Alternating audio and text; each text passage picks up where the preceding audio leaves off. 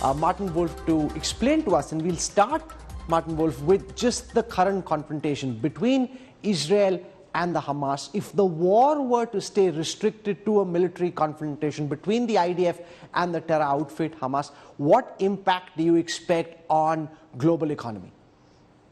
I think in that case, it would be immeasurably small. It really would be very insignificant. The only possible effect, in fact, we're seeing it to some extent, is that there will be still a generalized sense of uncertainty about possible escalation in various directions.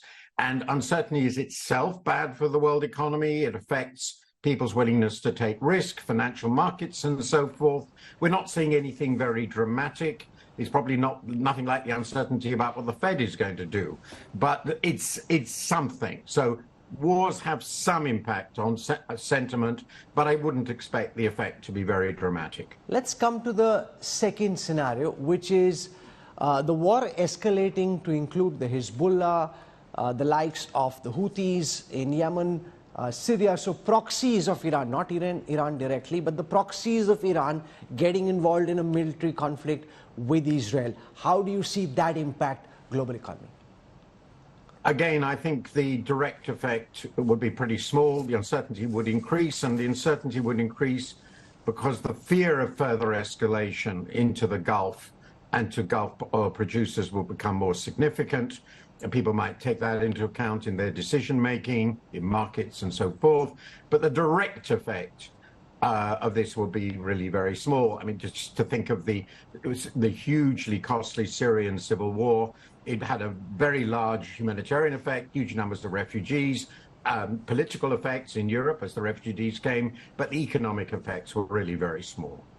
Let's now come to the third scenario, which is Iran directly in military conflict along with its proxies with Israel, which would potentially include the United States getting involved militarily as well in Israel's defense. How would that then larger conflict impact the global economy?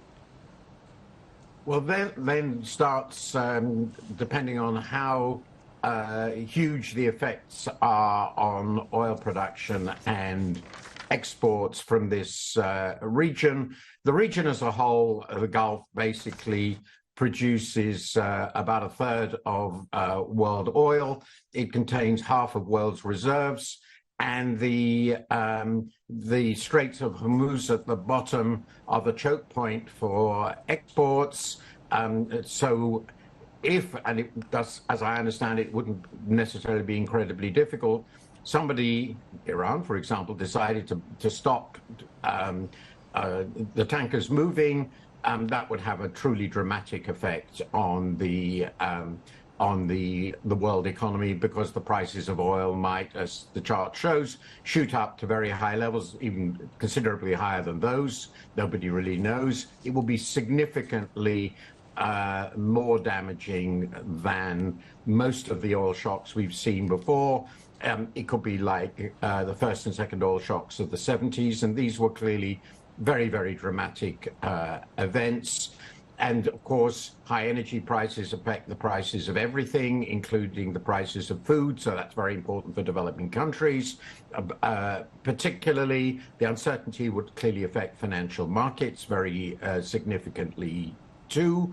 And of course, if the worst came to the worst, this might even start involving, as you say, not only the United States, but even China and Russia, both of which are interested also in the region. So if the conflict spread in this way, and there are many different possible scenarios, it could become a very major global economic event. Iraq's invasion of Kuwait in 1990 raised average oil prices 3 months afterwards by 105%. The Arab oil embargo of 1973-74 raised them by 52%. The Iranian revolution in 78 raised oil prices by 48% globally. Since then, though, there's a lot that's changed. There are more alternate sources of energy. There's more renewable energy as well, shale gas in the US and elsewhere. Therefore, there are some experts who say that you don't look at what happened during Iraq's invasion of Kuwait in 1990 to model what might happen now. Global energy markets have changed, and therefore it needn't come down to a worst-case scenario immediately. How do you look at that, sir?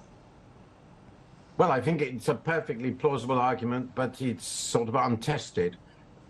We've undoubtedly reduced the intensity of the oil use in the world economy quite dramatically. I think it's declined by about 60% or so. So the intensity of oil use is diminished.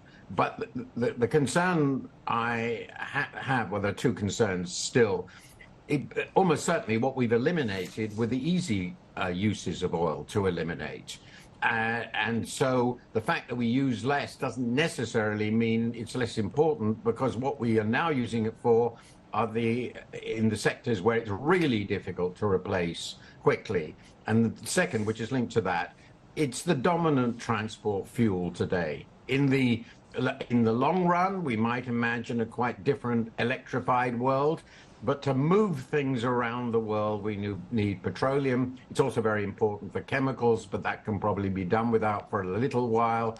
But the use of oil in our transport systems, every transport system, remains overwhelmingly dominant, and replacing that in the short run seems to me impossible. So if prices of oil were to increase dramatically, this would affect the transport systems and the economics of the transport systems, the profits of the transport system, the movement of goods, and therefore the cost of everything we move. And it would therefore have, in my view, a very big effect.